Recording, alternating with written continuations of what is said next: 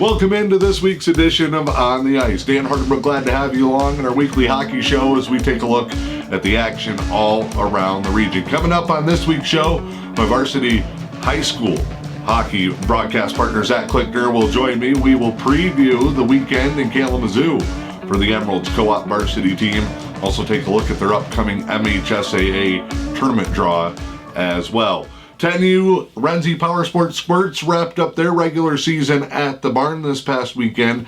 For the second year, Squirts their final games inside the famed building in downtown Newberry. Also, 14U hockey, the State Savings Bank squad, they'll be in Chippewa Falls, Wisconsin. Good luck to them in tournament action this weekend.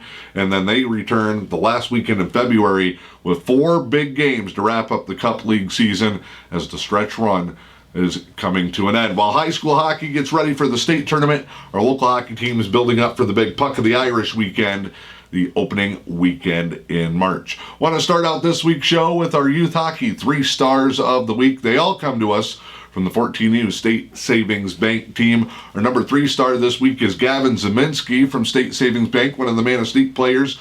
Gavin had a great pair of games over in Manistique this past weekend, playing great two-way hockey. Our number 2 star of the week is the leading scorer on the season for State Savings Bank, Carter Levine, and another great weekend leading the green and white, and I'm sure he is ready to take over Chippewa Falls in that tournament this weekend. Our number 1 star from the youth hockey ranks this week, our youth hockey player of the week, also from Manistique, AJ Berger. AJ had a pair of goals in the Sunday game.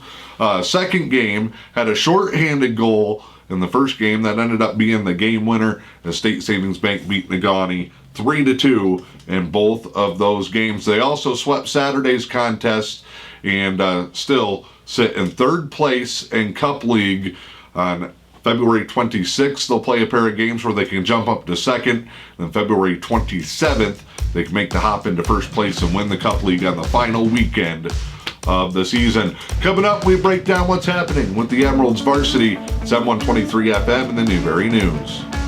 Back inside on this week's edition of On the Ice, getting ready to talk high school hockey with my broadcast partner, Zach Clickner. He's seen a handful of the recent games for the Emeralds while I've been chasing the youth hockey teams around the Upper Peninsula. And Zach, here we are, final regular season series.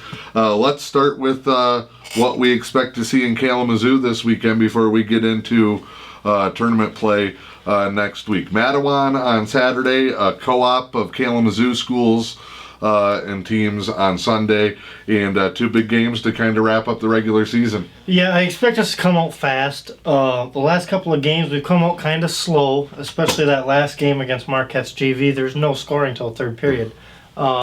So I expect Coach Nutkins and staff to have the boys fired up and come out fast, play strong.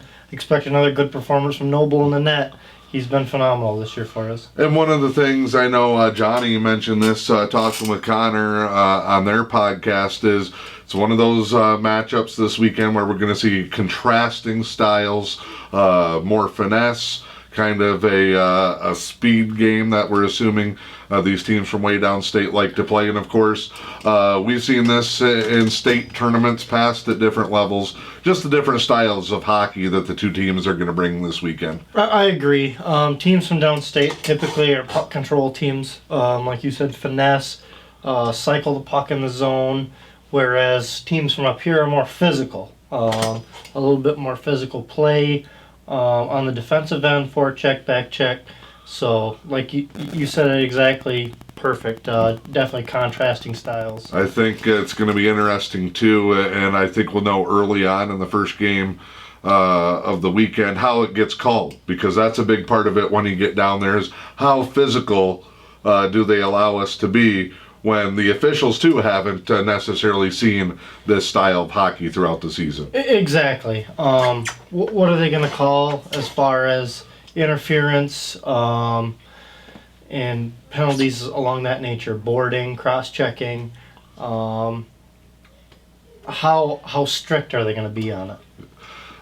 Going back as we kind of wind down the regular season, what are some of the things that have kind of stood out to you here over the past couple of matchups. You were up in Michigan Tech for those games. You had the Marquette game over in Munising. Kind of has been a little bit of a roller coaster ride here. Seems like we come out, we look really, really good, or we come out and we kind of really, really struggle. I thought we were a little lethargic up at Tech. We were kind of coasting, gliding. I had a conversation with Pat Garapi there.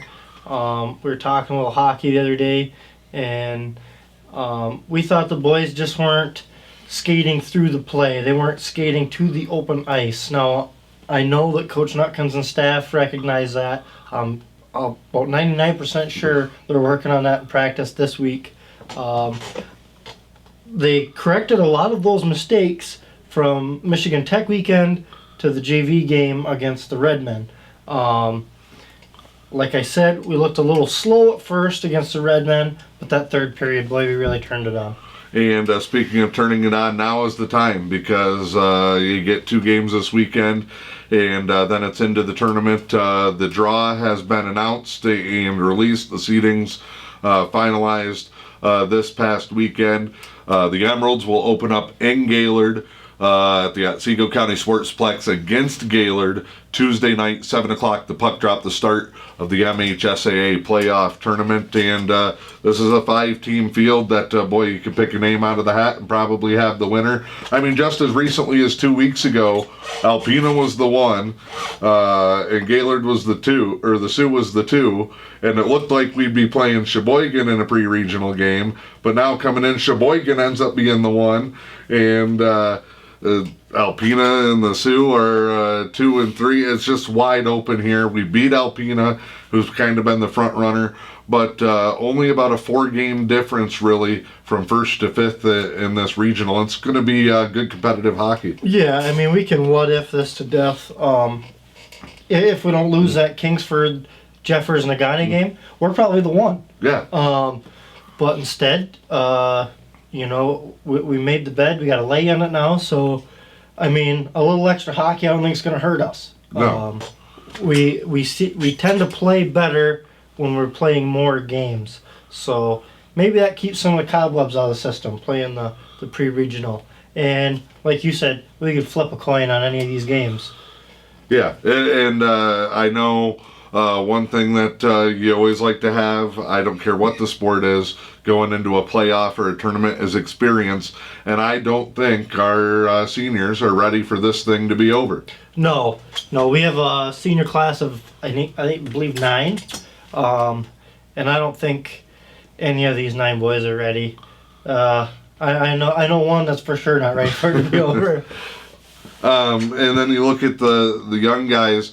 Seems like this is the kind of the stage where these are where these guys are at their best. A Gavin Nutkins, a Carson, and an Austin Hinkson.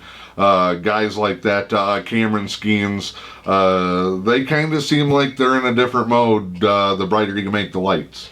Yeah, we got to stay healthy. That's going to be our key going forward here. But, yeah, spot on. We got a bunch of kids that will rise to the occasion.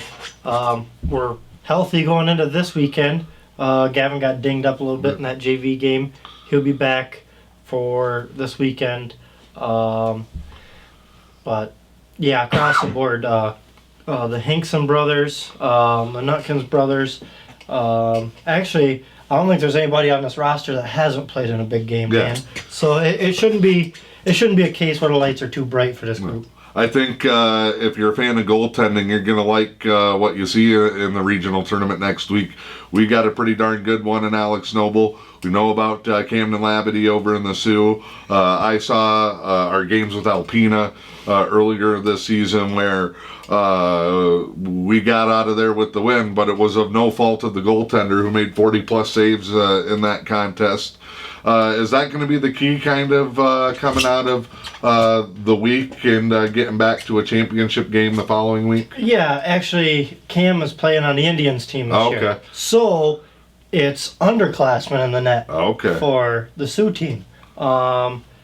Gavin, Maddie, Zach Burton, they've all played with a bunch of them Sioux boys though, so I mean, we're still pretty familiar there. That seems kind of the game that we want too. Yeah, talking absolutely. with the kids. Absolutely. I mean, you can't be from Newbury and not want that game. Yeah. But goaltending, Alex has been phenomenal this year. He's, he's starting to get the help that he needs. Up at Tech there, a couple of them goals were kind of defensive breakdowns. Coaching staff, I'm sure they're watching a film. Took care and cleaned up a lot of that in the Marquette game as well. But Alex has been phenomenal this year. And I think, early in the season, we tended to pile up the penalties. We've got a lot of experience playing shorthanded. And I think our penalty kill has gotten much better as the year's gone along, where those used to be, we send to a guy to the box, oh boy, here comes a power play goal. A few seconds later, they're on the board, and we kind of just lose all momentum. Yeah. But we've been playing pretty solid on the special teams units the past month or so. Yeah, you should have seen that special teams jumble up in Manistique the other night. We had 4-on-4, 5-on-4, 4-on-4, 4-on-3. So it was kind of hard to keep track of what we were on there, whether it was a power play or penalty kill there for a little bit. But we haven't really gave up many power play goals. Our penalty kill has been well. Our power play's kind of sputtering out towards the end of the season here. At the beginning of the season, they came out of the gate storming. They were scoring every power play, it seemed like. So, special teams, huge. There's 3 aspects to every game, every coach knows. Offense, defense, special teams. It's a third of the game. Got to capitalize on those. We will be in Kalamazoo this weekend, 1:45 puck drop on Saturday, 11 a.m. on Sunday to wrap up the regular season.